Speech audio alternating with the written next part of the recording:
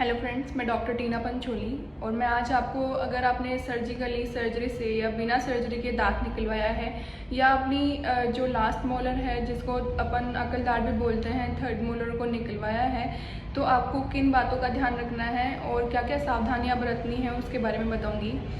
जब हम आपका दांत निकालते हैं तो वहाँ से खून आता है और हाँ, खून निकलने से वहाँ पे थोड़ी देर बाद खून का थक्का जम जाता है। तो हम ट्राई करते हैं कि जो खून का थक्का बना है वो वहीं पे रहे, वो बाहर ना निकले। उसके लिए हम उससे कि नॉर्मल हीलिंग जो होती है वो बनी रहे, उससे नॉर्मल हीलिंग होती है जो कि मेंटेन रहे। उसके लिए हम आपको या तो कॉटन या गॉज पीस देते हैं उस एरिया में जहाँ से दांत निकाला है वहाँ पे रखने के लिए, और हम बोलते हैं कि इसको लगभग 45 से 50 मिनट के लिए मुंह में दबा के रखना है या चबा के रखना है।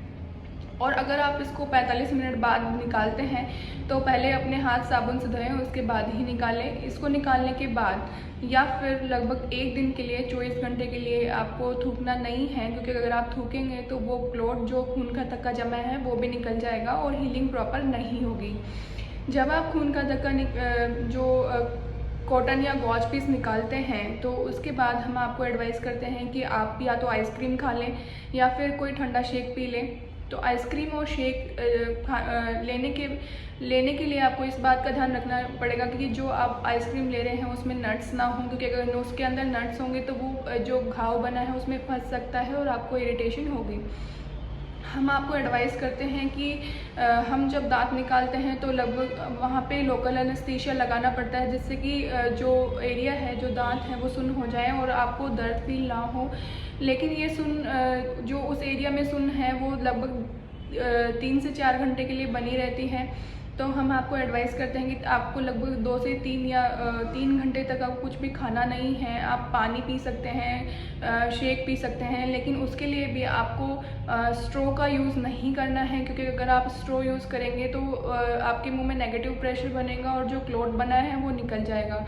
और यदि आप उस 3 घंटे के भीतर खाना खाते हैं तो आपका जो लिप है, चीक है और टंग है वो भी सुन्न होगा। तो अगर आप खाना खाएंगे तो इन वाले एरिया में बाइट होने के चांसेस बढ़ जाते हैं। तो उस टाइम, तो जब आप खाना खाएंगे तब तो आपको फील नहीं होगा कि आपने आपका टंग बाइट कर लिया है, लेकिन जैसे ही नमनेस जो सुन है वो हटेगा तब आपको वहाँ पे दर्द होगा। हम आपको एडवाइस करते हैं कि लगभग 24 घंटे के लिए आपको ब्रश नहीं करना है और ना ही आपको कोई माउथ वॉश यूज़ करना है।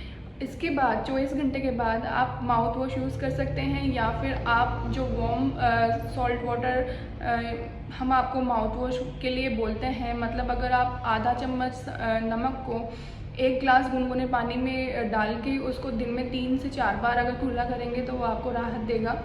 और इसके अलावा हम बोलते हैं कि 24 घंटे के भीतर आपको कोल्ड फर्मेंटेशन करना है, मतलब जो बर्फ़ है उसको आप या तो तौलिए में या थैली में रखकर या फिर जो आइस पैक है उसका भी यूज़ कर सकते हैं, और इससे आप उस अफेक्टेड एरिया में सिकताव कर सकते हैं। लेकिन ध्यान रहे कि आपको कंटिन्यूस लगातार ही इसका अप्लाई नहीं करना है, थोड़ी थोड़ी देर के बाद करना है। इससे जो स्वेलिंग है और जो पेन है वो कम हो जाएगा। इसके अलावा अगर आप अल्कोहल लेते हैं, टोबैको च्युइंग करते हैं या फिर स्मोकिंग करते हैं तो उसको अवॉइड करें, क्योंकि ये नॉर्मल हीलिंग प्रोसेस को डिले कर देता है। और स्मोकिंग से ड्राई सॉकेट होने के भी चांसेस होते हैं। ड्राई सॉकेट में जो घाव है वो भरता नहीं है, वहाँ पे इन्फेक्शन हो जाता है और पस भी बन जाता है और दर्द के अलावा वहाँ से बदबू भी आती है। इसके अलावा अगर आप एक्सरसाइज करते हैं तो हम आपको एडवाइस करते हैं कि लगभग 3 से 4 दिन कोई भी हैवी एक्सरसाइज ना करें, केवल लाइट एक्सरसाइज करें।